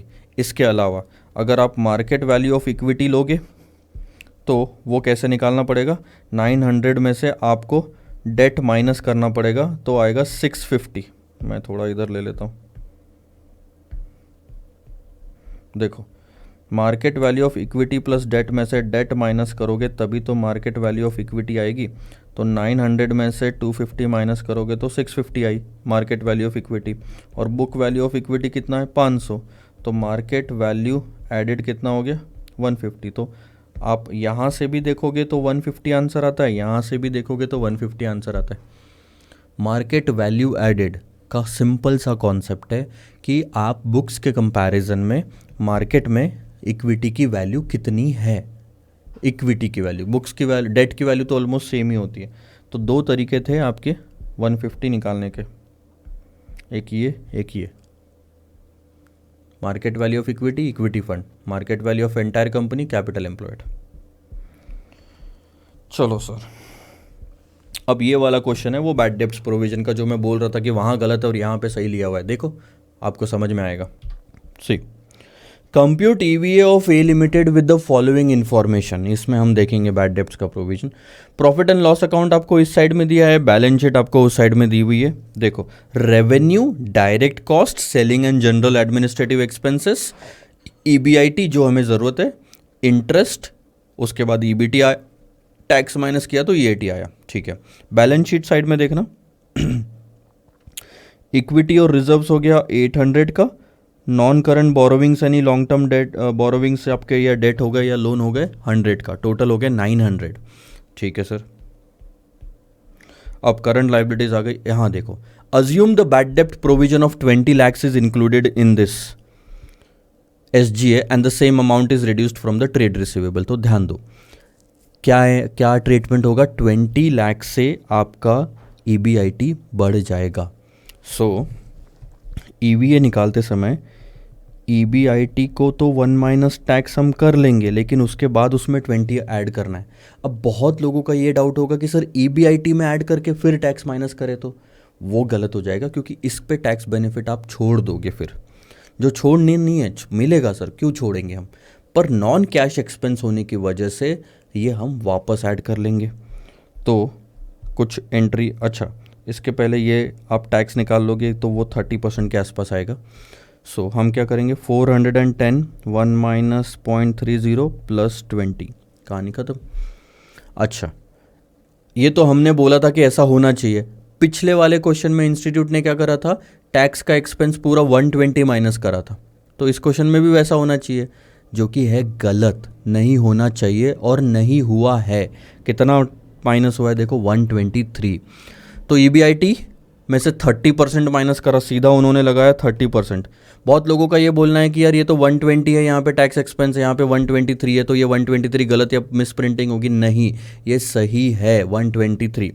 उसके बाद नॉन कैश एक्सपेंस 20 का ऐड किया, नो पैट हो गया 307। चलो, नो पैट तो आ गया। अब हमें 3 चीज़ें तो लगती है, ये एक लग गया, इसके बाद में WACC into capital employed. So capital तो 900 का आ गया, इसमें भी तो 20 ऐड होगा राइट, दूसरे साइड से, क्योंकि करंट असेट्स बढ़ जाएगा, टोटल कैपिटल बढ़ जाएगा, ये हो जाएगा 920। अब आती है बारी WACC की। उसके लिए हमारे पास में कॉस्ट ऑफ डेट है 12%, टैक्स का रेट है 30%। सो आफ्टर टैक्स अगर आप निकालोगे तो 1 माइनस 0.30 करके वो आ जाएगा 8.4%। इक्विटी है 8.45। सो WACC निकालने के लिए कॉस्ट ऑफ इक्विटी को weight of equity plus cost of debt को वेट ऑफ डेट से मल्टीप्लाई करते हैं। So 8.45 into cost of weight of equity देखो 800 है आपके पास में, 800 लैक्स। सो 800 डिवाइडेड बाय 900 ही होगा। Weighted average cost of capital में 920 नहीं लोगे, प्लस 8.4 इंटू 100 बाय 900। बस ऐसे ही आपको करना है। अगले पेज पे हम देख लेते हैं आंसर। 800 बाई 900 इंटू 8.45 और ये 8.4 आता है इंटू 100 बाई 900, तो ऑन एन एवरेज आपका आ रहा है 8.44% WACC। ये 8.44% आपने देखो कहाँ लगाया, 920 पे लगाया है, जो 20 और ऐड करा। So EVA is equal to adjusted NOPAT minus capital charge, यानी कि आपने कमाया 307, लेकिन आपसे एक्सपेक्ट किया गया था 77.65, आपने इतना ज़्यादा कमाया 229.35, बाकी सब कुछ सेम। मेरा ये क्वेश्चन लेने का क्या पर्पज़ है, इसमें यह दिखाना है कि देखो इंस्टीट्यूट ने अपने स्टडी मटेरियल में अब जाके वो ट्रीटमेंट ठीक कर लिया है। तो अब क्या होना चाहिए, अब होना चाहिए जो एक्चुअल टैक्स 30% या 35% है वो माइनस होना चाहिए, जो कि PNL में दिया हुआ था वो नहीं। क्वेश्चन नंबर 40 देखेंगे सर। आसान है, ये भी कोई डिफ़िकल्ट वाली बात नहीं है, देखो मज़ा आएगा। Consider the following information from 3 different companies. 3 company है सर, 3 बार कैलकुलेशन करने हैं। आपका टोटल इन्वेस्टेड कैपिटल 1 लाख है सब में, but debt to asset ratio, ये डेट इक्विटी रेशो नहीं है, टोटल असेट्स में डेट कितने हैं वो है। तो अगर आप निकालोगे तो ये डेट निकलेंगे 80,000, 1 लाख का 80%, 1 लाख का 50% और 1 लाख का 20%, तो डेट आ गए। इसका ही जो बचा हुआ वैल्यू है वो इक्विटी का हो गया। अच्छा, अगर डेट असेट रेशो 80% है तो इक्विटी का रेशो कितना हुआ, 20%। तो हमारे पास में वेट ऑफ द डेट है, वेट ऑफ इक्विटी भी है और वेट ऑफ इक्विटी भी है, हर एक में अलग अलग। शेयर्स आउटस्टैंडिंग ये नंबर्स है, before tax cost of debt है आपका, इसमें से टैक्स माइनस कर दोगे तो after tax cost of debt आ जाएगा, ये कॉस्ट ऑफ इक्विटी भी है। अब देखना आप, टैक्स का रेट दिया है, बिफोर टैक्स को आफ्टर टैक्स कर लोगे, कॉस्ट ऑफ इक्विटी भी है, डेट रेशो और आपके पास में weight of debt, weight of equity दोनों है, WACC निकल जाएगा यहाँ से। सबसे पहला क्वेश्चन ही आपका हुआ है, compute the WACC of each firm. क्या करा आपने, कॉस्ट ऑफ डेट को 1 माइनस टैक्स लिया और वेट ऑफ डेट से मल्टीप्लाई किया, कॉस्ट ऑफ इक्विटी को वेट ऑफ इक्विटी से मल्टीप्लाई किया, तीनों कंपनी के लिए, और आपके 3 WACC आ गए। ठीक है, नहीं लेना अभी इसको, बहुत हो गया कैलकुलेशन इसमें। Compute the economic value added, कैसे निकालोगे, 3 चीज़ें चाहिए होती है ना सिर्फ, एक तो चाहिए होता है EBIT, ये देखो ये EBIT आपके पास में है, ये ले लिया, इसमें से टैक्स माइनस करोगे 35% कर दिया, पहला पार्ट आ गया कि कितना हमने उनको कमा के दिया। इसके बाद दूसरा पार्ट है कि कितना रिक्वायर्ड था, कितना रिक्वायर्ड था उसके लिए आपका WACC, ये परसेंटेज, और किस पे लगाओगे, पूरे 1 लाख पे, ये रहा स्टार्टिंग का जो है इसके अंदर दोनों इंक्लूडेड है, तो यही आपको लगाना है 1 लाख पे। तो जैसे ही आप 1 लाख से मल्टीप्लाई करोगे तो आ जाएगा 12,480 तो कमाना था, आपने कमाया कितना सर, 25,000 माइनस टैक्स रेट। तो अगले पेज पे आ जाएगा, ये देखो 12,480 कमाना था, 25 माइनस टैक्स रेट, यानी इतना कमाया, ये ईवी आया। You will repeat the process for Q&R company. मैं नहीं कर रहा अभी वो, चलो कुछ काम की चीज़ें होगी तो सीखेंगे ना। अब यहाँ वो पूछ रहा है कि थर्ड पार्ट में, based on the results of your computation in part B, जो आपने ईवीए निकाला पार्ट बी में, कौन सी firm would be considered the best investment. जिसका भी ईवीए ज़्यादा होगा that will be considered the best investment. आप देखो इन तीनों में पहले वाले इसका ही है, तो P limited would be considered the best investment because उसका ईवीए ज़्यादा है, उम्मीदों से ज़्यादा खरी उतरती है। इसके बाद अज्यूम करो कि इंडस्ट्री का पी रेशो जनरली 15 टाइम होता है, 15 times is the P ratio. Using the industry norm estimate the price of each share. Market price कैसे निकालोगे, P ratio multiplied by EPS, तीनों कंपनी के लिए। पी रेशो तो सबका 15 ले लिया आपने, ईपीएस निकालना है हर केस में। अर्निंग पर शेयर, ध्यान देना यहाँ से आप शुरू कर सकते हो। अभी इस क्वेश्चन में 2 जगह से आप शुरू कर सकते हो, नेट इनकम से भी या ऑपरेटिंग इनकम से भी। अच्छा, मैं एक कंपनी का निकालता हूँ। मैंने ले लिया ईबीआईटी, इसमें से हम इंटरेस्ट माइनस करके ईबीटी पे आ जाएंगे, इसमें से टैक्स माइनस करके ईएटी पे आ जाएंगे, और नंबर ऑफ शेयर से डिवाइड करके ईपीएस पे आ जाएंगे, पी रेशो से मल्टीप्लाई करके मार्केट प्राइस पे आ जाएंगे। ये चीज़ को बहुत अच्छे से देख लो क्योंकि ये मर्जर में बहुत बार काम आने वाला है। 25,000 है मेरा पी कंपनी पी का, पी लिमिटेड का ईबीआईटी। इंटरेस्ट देखो 14% का इंटरेस्ट लगेगा 80,000 पे, 80,000 के टोटल डेट है, 14% यानी कि 11,200।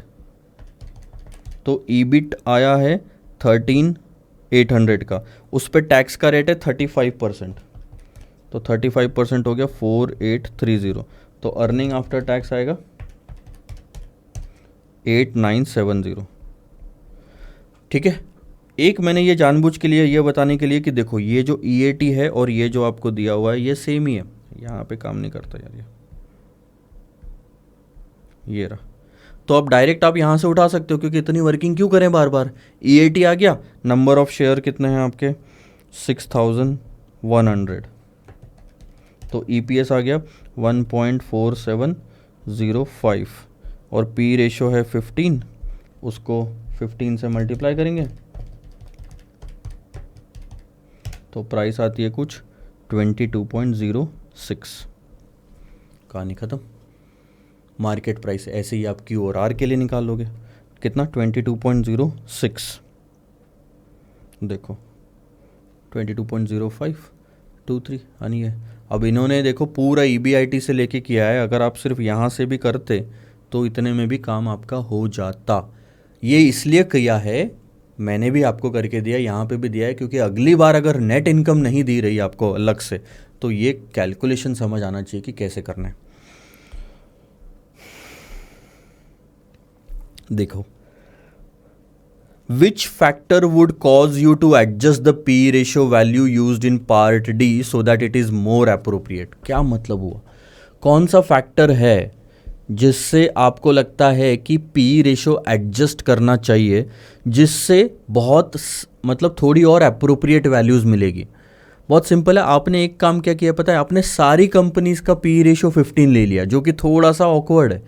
पी रेशो आपका मोस्टली मैं बताऊं डेट इक्विटी रेशो जो होता है ना, इससे फ़र्क पड़ता है। डेट इक्विटी रेशो कि आपके कंपनी में डेट कितना है, उससे रिस्क बदलता है, रिस्क बदलता है तो कंपनी का पी रेशो भी बदलना चाहिए।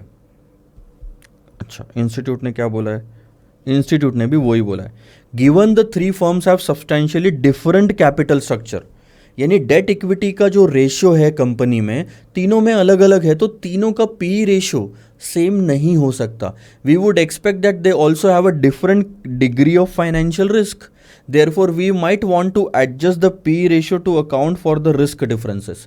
जिसमें डेट ज़्यादा है, जैसे कंपनी पी में डेट ज़्यादा था तो उसका पी रेशो बाकी कंपनीज के पी रेशो से अलग होना चाहिए। क्वेश्चन यही पूछ रहा था कि ऐसा कौन सा फैक्टर है जिसकी वजह से आप चाहोगे कि तीनों कंपनी का पी रेशो अलग अलग हो। तो वो डेट इक्विटी रेशो लगा हमको। ये वाला क्वेश्चन अब आप लोगे होमवर्क। क्यों लोगे होमवर्क सर? एग्जैक्टली सेम है। इसमें भी आपको पहले WACC, EVA, फिर कौन सी कंपनी EVA के हिसाब से बेस्ट है, इंडस्ट्री का पी रेशो 11 दिया हुआ है, और मार्केट कैपिटलाइजेशन निकालना है। मार्केट कैपिटलाइजेशन क्या होगा sir? Market price into number of share. Market price आप यहाँ पे निकाल लोगे और नंबर ऑफ शेयर आपको यहाँ पे दिए हुए हैं। सिंपल। आते हैं सर 42। हाँ 42 में एक और almost second last concept question मान लो EVA पे, गेयर्ड अनगेयर्ड बीटा पे काम करेंगे। EVA का कॉन्सेप्ट वही है सर, बस WACC निकालने के लिए जो डेटा लगने वाला है उस पर हम काम करेंगे यहाँ पे। आइए देखो, STR limited's current financial year income statement reported its net income after taxes as 50 crore. ये है प्रॉफिट आफ्टर टैक्स। इसको क्या करोगे? प्रॉफिट आफ्टर टैक्स को 1 माइनस टैक्स से डिवाइड करोगे तो आएगा प्रॉफिट बिफोर टैक्स, उसमें इंटरेस्ट ऐड करोगे तो आएगा profit before interest and tax जो आपको चाहिए होगा। डेट देख लो कितना है, 80 करोड़ का है और उस पर 11% का कूपन रेट है, यानी कि 8.8 करोड़ का इंटरेस्ट होगा। इक्विटी शेयर कैपिटल 250 करोड़ का है, टोटल मिला के 330 हो गया। चलो अब देखो, following is the data given. अब असेट बीटा यानी कि अनलिवर्ड बीटा दिया है इस कंपनी का जो कि है 1.11। हमको असेट बीटा दे दिया, लेकिन आप समझो कि पिछले अगर पेज पे जाओगे तो हमको क्लियर दिखेगा हमारी कंपनी में डेट है। जिस कंपनी में डेट होता है उस कंपनी का लीवर्ड बीटा काम आता है, क्योंकि वो लीवर्ड बीटा डेट और इक्विटी दोनों के रिस्क को रिप्रेजेंट करता है। इसके अंदर सिर्फ इक्विटी का रिस्क है, एज इफ ये कंपनी में सिर्फ इक्विटी ही अगर होता, डेट नहीं होता, तो कंपनी का रिस्क कितना होता। लेकिन अब रिस्क ज़्यादा है सर, क्योंकि डेट भी है, तो हमें इस अनलीवर्ड बीटा को लीवर्ड बीटा में कन्वर्ट करना पड़ेगा। ठीक है सर, लीवर्ड बीटा में कन्वर्ट करने का फॉर्मूला क्या है ये हमने सीखा। Unlevered beta in bracket 1 plus debt equity ratio into 1 minus tax rate. ठीक है, अनलीवर्ड बीटा 1.11 है, डेट इक्विटी रेशियो देखो कितना है आपका 80 करोड़ डिवाइडेड बाई 250, और टैक्स रेट आपको 30% दिया हुआ है। सो मैंने ले लिया 80 बाय 250, 1 माइनस 0.30। अब आप अगर इसको पूरा सॉल्व करोगे 80 बाई 250 इंटू 0.70 प्लस 1 इंटू 1.11, तो आंसर आता है 1.36 लीवर्ड बीटा। ये रहा, आया। ये है लीवर्ड बीटा आपका, जो आप इस कंपनी में इस्तेमाल कर सकते हो। ये निकाला क्यों पता है? आपको कॉस्ट ऑफ इक्विटी निकालने के लिए CAPM का इस्तेमाल करना है, जो कि है RF plus beta in bracket RM minus RF। आपको risk free rate of return तो दिया हुआ है 8.5% और प्रीमियम भी आपको दिया हुआ है पूरा 9%। लेकिन जो बीटा चाहिए आपको यहाँ पे, बच्चों को जिनको नहीं समझ में आएगा ना, वो क्या करेंगे, इस असेट बीटा को ले लेंगे वहाँ पे 1.11, क्योंकि डेटा तो पूरा दिया हुआ है, कुछ भी मिसिंग नहीं है, तो 1.11 यहाँ पे ले लेंगे, कॉस्ट ऑफ इक्विटी निकाल लेंगे, पूरा गलत हो जाएगा। रीज़न, क्योंकि ये बीटा सिर्फ इक्विटी है कंपनी में, इसको रिप्रेजेंट करता है, इक्विटी के रिस्क को रिप्रेजेंट करता है। कंपनी में जो डेट ऐड कराया है आपने, डेट पैसा उठाया है, उसका रिस्क नहीं आता, इसलिए इसको लीवर्ड में कन्वर्ट करके लीवर्ड बीटा आपको यहाँ पे लेना पड़ेगा 1.36, और फिर कॉस्ट ऑफ इक्विटी निकालोगे तो प्रॉपर कॉस्ट ऑफ इक्विटी आएगी, दैट्स 20.74%। आया cost of equity. Cost of debt 11% का पिछले पेज पे दिया था, उसको आफ्टर टैक्स कर सकते हो 11 1 माइनस 0.30 करके, तो वो आ गया 7.7। अब आपका कॉस्ट ऑफ इक्विटी आ गया 20.74, ये देखो ये 7.7 आ गया। 250 करोड़ और 80 करोड़ का डेट और इक्विटी भी है, सो 20.74 इक्विटी का वेट, 7.7 डेट का वेट। ये आ गया WACC, इसको 330 पे लगा दो, क्योंकि 330 तो कैपिटल एम्प्लॉयड है। टैक्सेबल इनकम देखो 50 करोड़ का मैंने बोला 1 माइनस टैक्स करना, तो ये आएगा प्रॉफिट बिफोर टैक्स। उसमें इंटरेस्ट ऐड करना, इंटरेस्ट कितना ऐड करोगे सर? इन्होंने यहाँ पे लैक्स से कहानी शुरुआत कर दी है, गलती से भी ऐसा एग्जाम में मत करना, अननेसेसरी। सब कुछ अगर क्वेश्चन में करोड्स में दिया है तो लैक्स में मत निकालो, मार्क्स कट सकते हैं, क्योंकि पेपर चेक करने वाला ये नहीं पता लगाएगा कि आपने करोड्स को लैक्स में कन्वर्ट कर दिया है, अब आपको वैसे पढ़ना है। वो पता लगाएगा कि यार 8022 करोड़ कैसे आ सकता है, आंसर गलत है, पूरा मार्क्स कट गया, आगे बढ़ गया। उसके पास 100 पेपर होंगे चेक करने के लिए, वो ये छोटी छोटी चीज़ें नहीं देखेगा जो आपने फालतू की चेंज करी है। अगर करोड्स है क्वेश्चन में तो आंसर में भी करोड्स में ही निकालो। तो देखो कैसे आएगा, हम EBIT निकालेंगे पहले। तो EBIT is nothing but EBT plus interest, और EBT is nothing but EAT divided by 1 minus tax plus interest. ये आपका 50 करोड़ दिया हुआ है, टैक्स रेट 30% है, इंटरेस्ट आएगा 80 करोड़ पे 11%। सो 71.43 प्लस 8.80, सो वो आता है 80.2223 करोड़। आ गया, ये आ गया EBIT। इसमें से टैक्स माइनस करोगे बाद में। अब आते हैं EVA पे। EBIT 1 minus tax minus WACC into capital employed. ध्यान देना अभी कितना आंसर आया था, 80.23, 1 माइनस 0.3 माइनस WACC आपने कितना निकाला, दोनों का एवरेज आउट करके 17.58%, और आपका टोटल कैपिटल एम्प्लॉयड 250 का इक्विटी और 80 का डेट है, तो 330 करोड़ हो गया। 56.16 करोड़ आपने कमा के दिया, जबकि आपसे एक्सपेक्ट किया गया था 58.01, यानी कि आपका निगेटिव आ रहा है 1.854 से, यानी कि आपने अपनी उम्मीदों पे आप खरे नहीं उतरे हो। 1.854 करोड़ से EVA निगेटिव आया सर, ये देखो लैक्स में निकाला इन्होंने।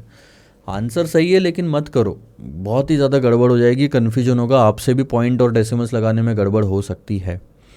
ठीक है सर, क्वेश्चन नंबर 43 देखते हैं। लास्ट क्वेश्चन है EVA पे, और ये बहुत बढ़िया क्वेश्चन है क्योंकि इसमें क्या कहते हैं, रिवर्स कैलकुलेशन का इस्तेमाल किया है। ये पूछा गया था दिसंबर 21 में 4 मार्क्स के लिए सिर्फ, वैसे तो 8 मार्क्स का क्वेश्चन आता था पर 4 मार्क्स। देखो, fragrance limited has reported a net operating profit after tax to capital employed as 2.5% plus weighted average cost of capital. ध्यान देना क्या बोला उसने, net operating profit after tax divided by capital employed is nothing but 2.5% plus WACC।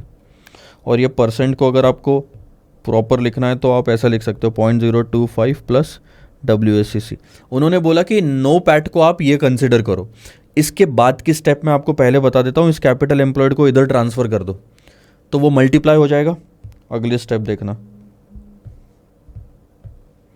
ये आ गया NOPAT is equal to 0.025 plus WACC into capital employed.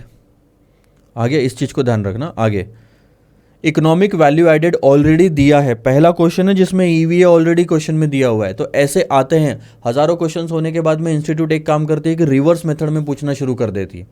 तो जो निकालने बोला गया था, जो भी आप क्वेश्चन प्रैक्टिस करो ना पूरी कंपाइलर में, बहुत बार ऐसा होगा कि जो निकालने बोला है वो क्वेश्चन में ऑलरेडी दिया होगा, और जो एग्जाम में दिया होगा, और जो क्वेश्चन में यहाँ पे दिया हुआ है वही आपको निकालना है। चलो, नो पैट हो गया। अब आपको निकालने बोला अमाउंट ऑफ कैपिटल एम्प्लॉयड। तो सबसे पहली चीज़ सर, EVA का फॉर्मूला लिख लो आप यहाँ पे। EVA का फॉर्मूला आता है net operating profit after tax minus WACC into capital employed. अब आपका नो पैट क्या है, आपको यहाँ पे क्लियरली क्वेश्चन ने बोला है, it is nothing but 0.025 into plus capital WACC multiplied by capital employed. ये हो गया सिर्फ NOPAT, minus WACC into capital employed. अब आप देखना, इस कैपिटल एम्प्लॉयड को आप एक बार इससे मल्टीप्लाई कर सकते हो और एक बार इससे मल्टीप्लाई कर सकते हो। तो ब्रैकेट को कर लो ओपन। जब आप ब्रैकेट को ओपन करोगे तो कहाँ थोड़ी जगह मिलेगी, तो यहाँ लिखता हूँ, चलो फिर से, EVA is equal to NOPAT minus WACC into capital employed, and NOPAT is nothing but 0.025 plus WACC into capital employed minus WACC into capital employed। तो ब्रैकेट ओपन करेंगे तो आएगा capital employed into 0.025 plus WACC into capital employed minus WACC into capital employed. आप देखना ये दोनों cancel हो जाते हैं एक दूसरे के साथ में, और बचता क्या है, तो 4 crore is equal to capital employed into 0.025। So capital employed 4 divided by 0.025, 160 crore का आपका आ गया कैपिटल एम्प्लॉयड। अभी तक क्वेश्चंस में कैपिटल एम्प्लॉयड दिया होता था, इस क्वेश्चन में आपने कैपिटल एम्प्लॉयड निकाला है। अच्छा, तो 160 करोड़ आ गया, ये रहा, ठीक है। अब क्या है, NOPAT निकालना है। अब अगर आपको NOPAT निकालना है तो ये वाली फिगर रखो, ये वाली फिगर रखो 160 करोड़, ये वाली फिगर रखो 4, आ गया NOPAT आपका। अच्छा, कैपिटल एम्प्लॉयड में WACC, ये WACC बस बाकी है, ये देखो WACC 10%, कहानी खत्म। सो 10% on 160 is the required amount, और आपका 4 करोड़ का EVA है, ये मतलब आपने जितना रिक्वायर्ड है उससे 4 करोड़ ज़्यादा ही कमाया होगा। तो रिक्वायर्ड कितना आ रहा है, ये 16 पे 4 ऐड करो तो NOPAT आ गया 20 का। समझना भी तो ज़रूरी है ना कि अगर पॉजिटिव EVA है, इसका मतलब जितना हमसे एक्सपेक्ट किया गया था उससे 4 करोड़ हमने ज़्यादा ही कमाया है। ठीक है, लास्ट क्वेश्चन देखते हैं। क्वेश्चन नंबर 44 थोड़ा सा अलग है पर ईजी है। XY लिमिटेड 3 कंपनी है, 3 में से 2 का डेटा दिया हुआ है और तीनों company similar line of business में। अगर 2 का डेटा दिया हुआ है तो 2 की डेटा के मदद से हम तीसरी की भी वैल्यू निकाल सकते हैं। इसको बोलते हैं रिलेटिव वैल्यूएशन। XY लिमिटेड एक सीमेंट मैन्युफैक्चरिंग कंपनी है, उसने आपको हायर किया है कंपनी की वैल्यूएशन के लिए। Cement industry has been very stable for some time and the cement companies SK limited and AS Limited are similar in size and have similar product market mix structure। जो हमारी company है ना XY, उसी की जैसे ये 2 company है SK और AS Limited जो सीमेंट मैन्युफैक्चरिंग में है। सब कुछ सिमिलर है, प्रोडक्ट भी हम लोग सब सेम बेचते हैं। यूज कंपेरेबल मेथड, आप उसको रिलेटिव वैल्यूएशन बोलो या कंपेरेबल मेथड बताओ, to value the equity of XY limited in performing analysis use the following ratios. So market to book value, market value to replacement cost, market to sales value, market to net income. Market value आपको दी होगी, उस market value को divide करो book value से, ratio आएगा। Market value को replacement cost से, रेशियो आएगा। मार्केट वैल्यू को सेल्स से, रेशियो आएगा। मार्केट वैल्यू को नेट इनकम से, रेशियो आएगा।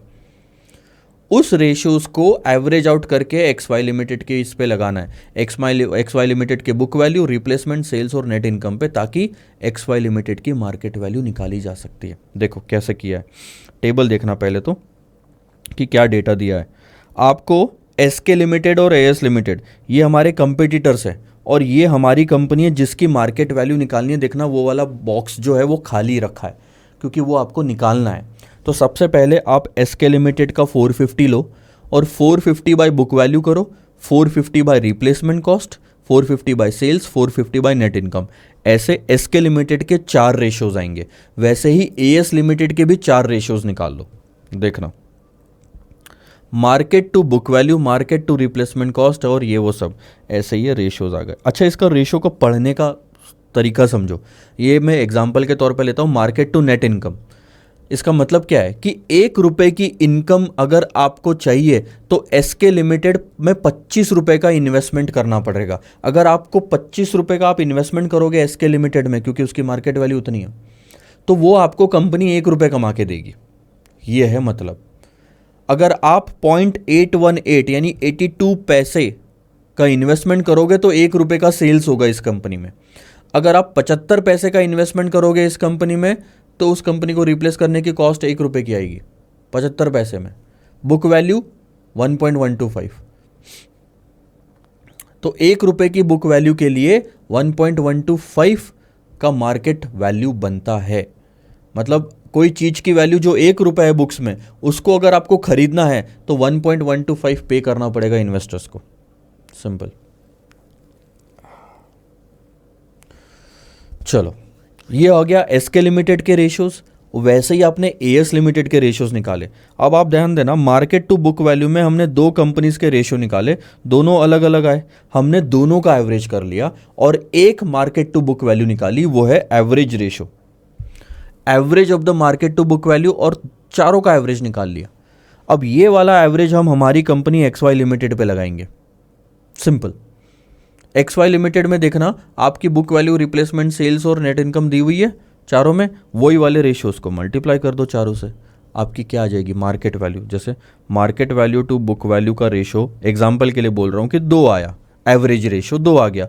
अब आपकी बुक वैल्यू है 250, तो market value divided by 250 is equal to 2 करोगे तो market value is equal to 500 हो गया ना। यानी कि 250 की जो बुक वैल्यू थी उसको मल्टीप्लाई किया है आपने। ये देखो, तो आपने अब XY लिमिटेड की book value, replacement cost, sales और नेट इनकम ले लिया, ये और एवरेज उठा लिया ऊपर से कि इंडस्ट्री का एवरेज रेशियो ये बनता है। तो हर बेसिस के हिसाब से मार्केट वैल्यू कंपनी की कितनी होनी चाहिए वो आपने निकाल ली। बुक वैल्यू के हिसाब से कंपनी की मार्केट वैल्यू कितनी होनी चाहिए, रिप्लेसमेंट, सेल्स और नेट इनकम के हिसाब से, चारों आ गई। अब चारों को एवरेज आउट कर लिया। अब इस क्वेश्चन में तो चारों सेम थी, वहाँ एएस लिमिटेड में भी चारों सेम थी, हमने भी यहाँ पे सेम बना दी एवरेज आउट करके। सो बेसिकली इस डेटा से रेशियो निकाला, उस रेशियो को कहीं और लगाया, क्योंकि सेम कंपनी है ना, तीनों कंपनी सीमेंट इंडस्ट्री में है। तो बेसिकली ये और कुछ नहीं, वो जो चॉप शॉप अप्रोच देखी थी ना आपने, एग्जैक्ट वैसा है।